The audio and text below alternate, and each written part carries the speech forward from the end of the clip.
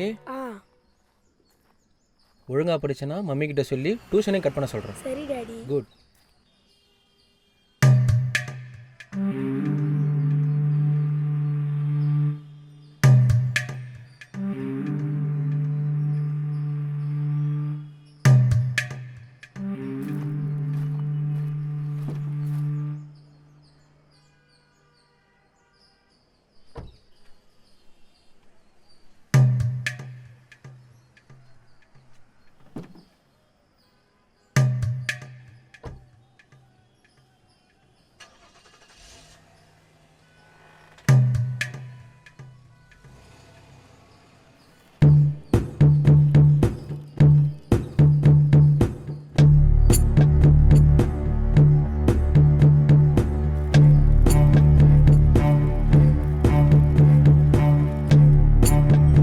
என்னடா டியூஷன்லையாவது ஒழுங்காக படிக்கிறியா இல்லை ஸ்கூல் மாதிரி ஏமாத்திட்டு இருக்கியா? நல்லா தான் படிக்கிறேன் டாடி.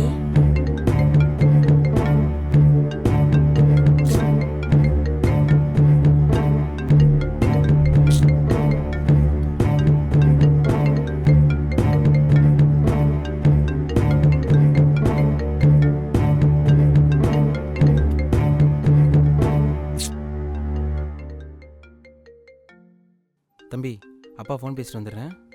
சரி.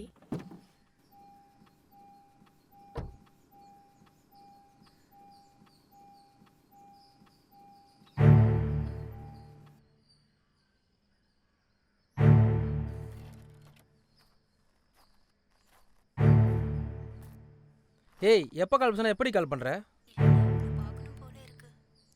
கால் பண்ணுற டைமா இது? என் பையன் வேற கூட இருக்காண்டி.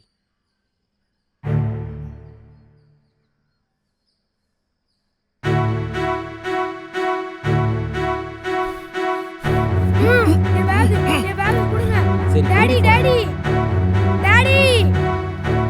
ஏய்,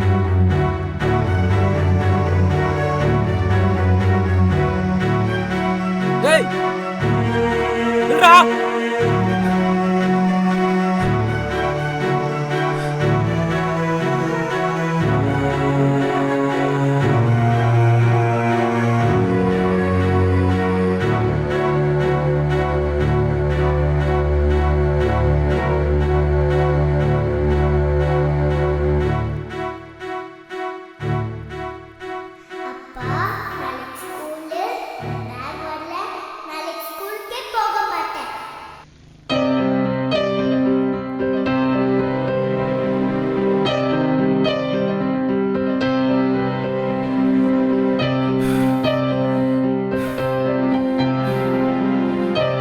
அண்ணா, தண்ணி எடுத்துருவாமா.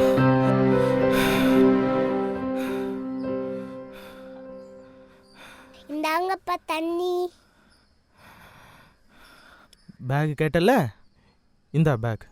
ஐ பேக். நல்லா படிக்கணும்னா அப்பா இது கேட்டாலும் வாங்கி தரேன். ஐ ஜாலி, பேக் வந்துருச்சு.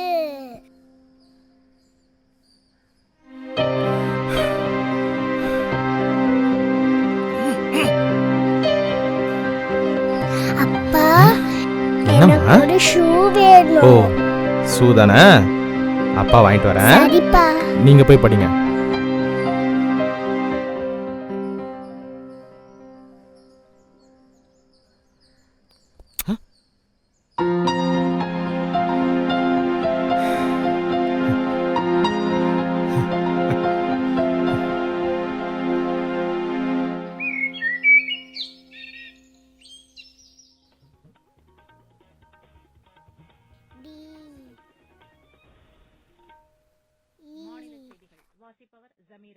தலைப்புச் செய்திகள்.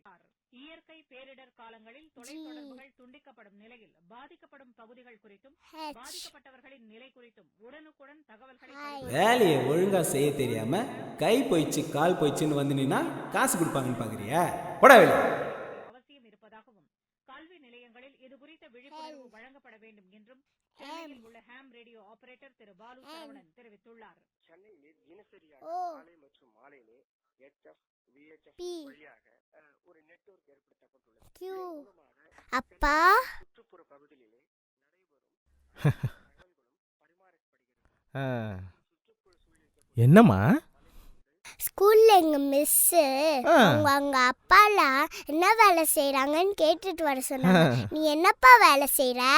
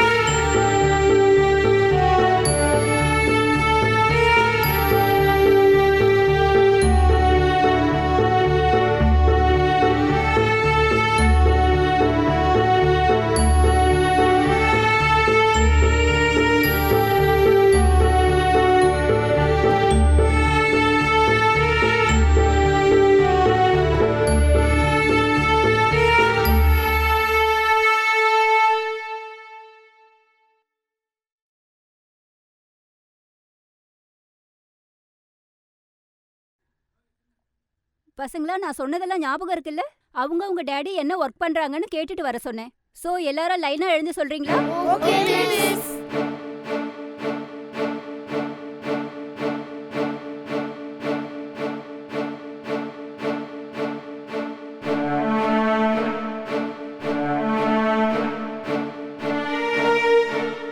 ஓகே கவின், நீங்க சொல்லுங்க.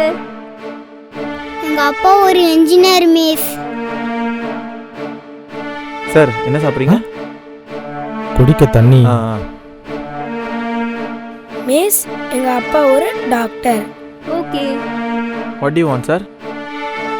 2 chapatis and 1 plate biryani parcel. Okay sir. இப்போ நீங்க சொல்லுங்க. எங்க அப்பா ஒரு லாயர் மிஸ். ஓகே. நீ சொல்லு செல்லோ. எங்க அப்பா ஒரு பிசினஸ்மேன். ஓகே. நீங்க?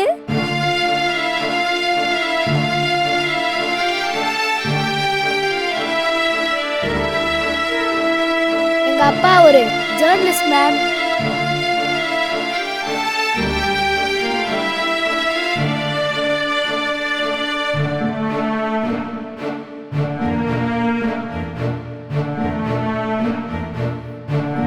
Hey!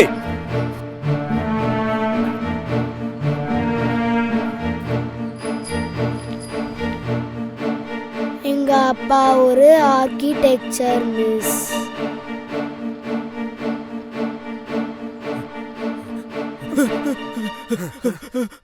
ஏண்டா நாயே, சோத்தையா திருடுற? யாரா நீ? ஏய், யாரா நீ? நான் உன்னை இந்த ஏரியால பார்த்ததே இல்லையே. கேக்குறல்ல, எந்த ஏரியா சொல்றா. எங்க அப்பா ஒரு போலீஸ். யாரா நீ?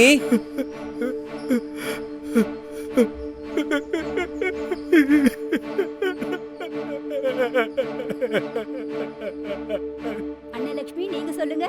மிஸ், எங்க அப்பா ஒரு விவசாயி மிஸ்.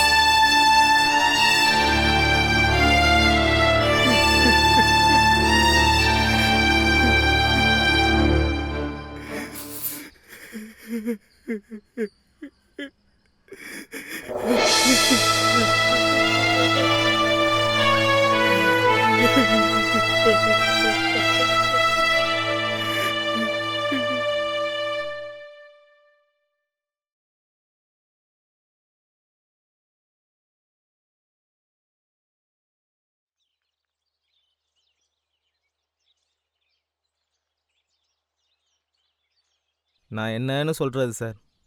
தண்ணி பிரச்சனை, கடன் பிரச்சனை, இது பத்தாதுன்னு மீத்தேன் கார்பன் திட்டம்னு சொல்லி என் நிலத்தையெல்லாம் அநேகமாக ஏமாற்றி வாங்கிட்டாங்க சார். சரி, வந்த பணத்தை வச்சு ஏதாவது பண்ணி பொழைச்சிக்கலான்னு இங்கே வந்து பார்த்தா தான் தெரியுது, அதை வச்சு என் பொண்ணை ஸ்கூலில் மட்டும் தான் சேர்க்க முடிஞ்சுது. நானும் ஏதோ வேலை பண்ணி பார்த்துட்டேன் சார். விவசாயத்தை தவிர வேறு எதுவும் தெரியல. இதில் என் கை போனது தான் மிச்சம். ஒழுங்காக அணையை கட்டி அந்த கருவேலன் செடியை அழிச்சிட்டாலே போதும். எப்பவும் எதுக்காகவும் யார்கிட்டையும் கையேந்த வேண்டிய அவசியமே இல்லை. சே, ஆனால் இந்த அரசியல்வாதிங்க என்னடான்னா அதுக்கெல்லாம் பணம் இல்லைன்றானுங்க.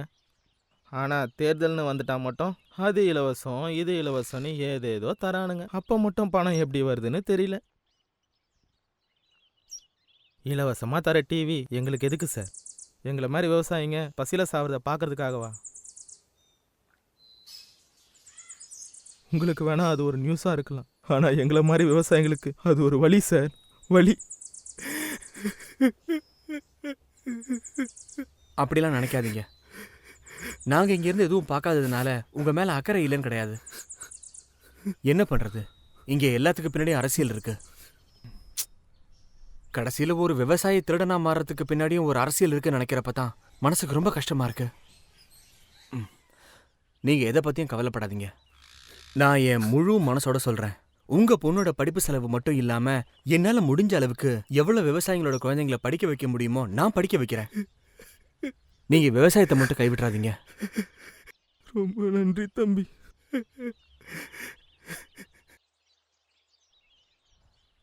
நான் பண்ணுற இந்த உதவி உங்கள் விவசாயத்துக்கு எந்த அளவுக்கு உதவியாக இருக்கும்னு தெரியாது. ஆனால் எந்த தேவையாக இருந்தாலும் நீங்கள் எனக்கு கால் பண்ணுங்க.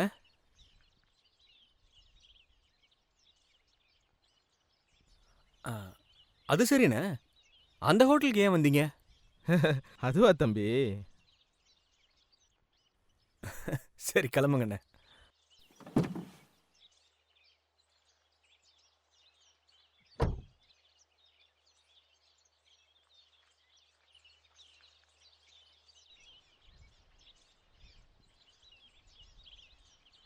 என்னையா பண்ணுவோம்? என் பால் 16 ரூபாயா, தண்ணி 22 ரூபாயா. என்கிட்ட அரிசி 25 ரூபாய்க்கு வாங்கி ஒரு 10 ரூபாய்க்கு இப்ப உளுந்து போட்டு ஒரு 10 ரூபாய் எண்ணெய் ஊத்தி ஒரு 15 ரூபாய் கேஸ் போட்டு ஒரு 40 ரூபாய் கொடுத்த ஆள் கொடுத்துதான் 40 தோசை சொல்றாயா. ஒரு தோசை 50 ரூபாங்க ஐயா. மிடில் மேன் சாப்பிடுறான், மிடில் மேனை கேட்க மாட்டேங்கிறியா ஐயா? விவசாய காப்பாத்துங்க ஐயா. நீங்க அந்த மிடில் மேன் எல்லாம் பிடிச்சி உள்ள போடுங்கய்யா.